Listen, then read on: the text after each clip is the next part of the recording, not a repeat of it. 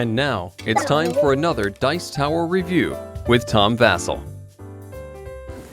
Undermining, which seems like a play on words, but it's not. I mean, you're not really undermining the other players. Like, oh, you are kind of, sort of. It's a game about mining. And what you're doing is you have your mining vehicle, and you're going in this planet looking for jewels and coming out. It's a very, very simple game. You know, we're used to talking about games that are fairly complex. This one's a simple one, and it's a good one. Well, I'm sorry. Well, we'll see what I think of it in a moment. Let's check.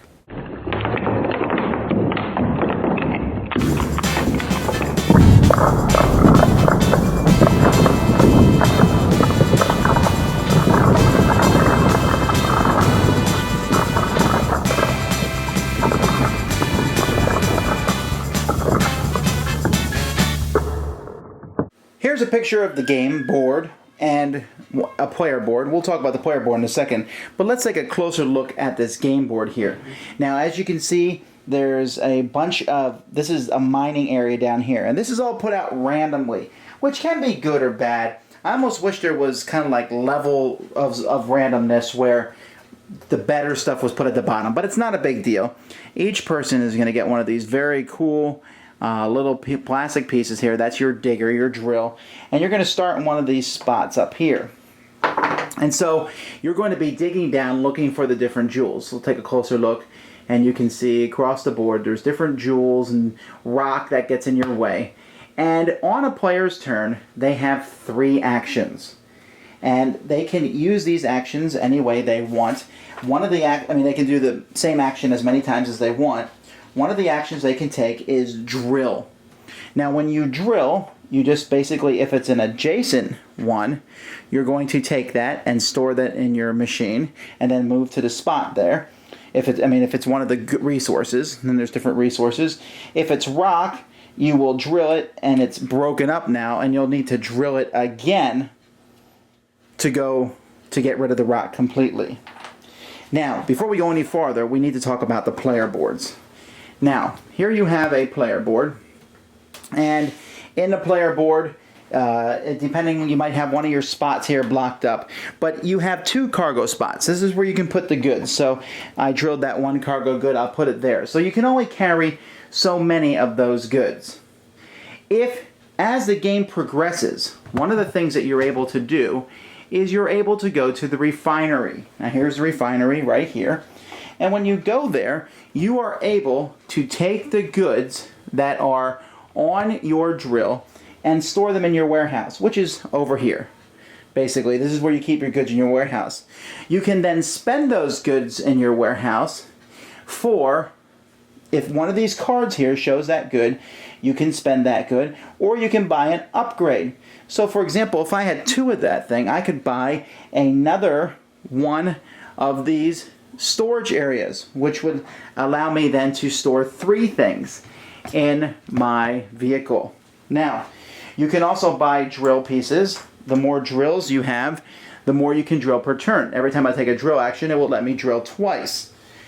You can move your vehicle 2 spaces through empty spaces for one of your actions, and every engine that you add will give you an extra 1 to that. So if I have 1 engine, I'll move 3 every time. And then this is a very good one here. You get 3 actions every turn. This extra action device will give you an extra action, so I would have 4 actions. So you have to kind of determine what's the best way to build up your vehicle. And as you're progressing through, that's basically what you're doing. Now, if you deliver, let's say I deliver 2 of these green glowing rocks back, I can then get rid of that card, and I will take this diamond token here, which is worth 8 points, and put it in front of me. The next card, which has already been shown, pulls up here, and we flip this over. So the next person is only going to get 7 points. So there's a benefit to being the first to deliver, because it goes down in value as the game progresses.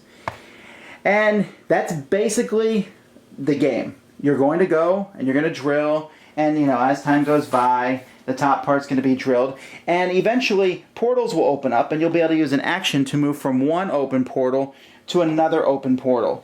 And so there's portals around the board, and that will help you move faster, and you'll get the goods and go up and deliver them and drop them off, etc. Now, every once in a while, you'll run across one of these odd little ones. That's basically a piece of equipment and you will find the matching card up here and take it, and that's a one-use card. For example, that one I just showed you was a matter transposer.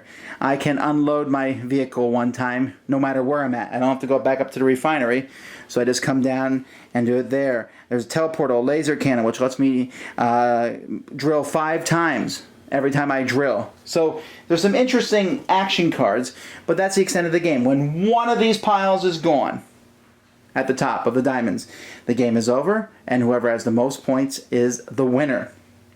And the tie is broken by whoever can go out and dig a 10-foot hole the fastest in the backyard. So Stanley Yelnats will probably win quite a few of these games. But that is Undermining.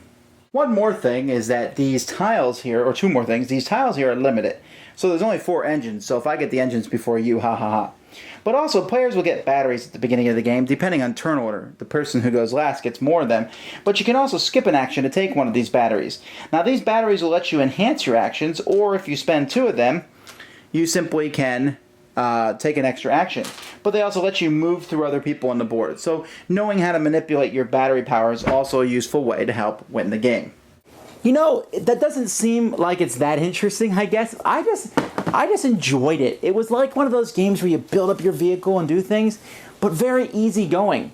You didn't sit there and think about choices for a long time. Some of those minerals, the ones that look like stars, they were wild, so they're more valuable than the rest. But for the most part, you go around, get stuff, come up, makes a few upgrades, go around, get some more stuff, come up, get some points, and keep going back and forth, and you're done. But it's just very enjoyable. And you know, like I go and we're talking and I'm going to go mining here. And it's one of those games that I found interesting because you upgrade your vehicle, but you didn't have to think very hard. It wasn't like you sat around going, oh, I don't know which decision to make. The decisions weren't that difficult. Maybe where you went and mined and things, but that was kind of also determined by maybe just going in different directions than other people. The War Poles, this is a family game, and it's not getting a lot of press, but it probably should be because it just flows and is so smooth. And I'm betting that this is going to be out of print within a year, which is unfortunate. But I think that a lot of people are going to like this because they can get together and go down and dig for the jewels and come up. And like, oh, look how I upgraded my vehicle this time. And it just, everything fits together very smoothly. It plays pretty quickly, too. We're talking 45 minutes. That's what the box says, and that seems about right. The biggest pain, next setup, set up all those pieces, kind of, you got to put all those pieces out all over the board. But once you do that, it's a lot of fun. Game flows good. I think I said that like 3 times now. But that's really how I feel about it. It's a race, in essence, to get points. And races almost always work for families. Thanks so much for watching the Dice Tower videos. Find more great videos and reviews, as well as our top-rated audio podcast at Dicetower.com. You can also find the latest board game news at Dicetowernews.com. I'm Eric Summerer, and you've been watching The Dice Tower. The Dice Tower is sponsored by Fun Again Games, the world's best game source. Fun Again Games has over 5,000 games available. Check them out at funagain.com.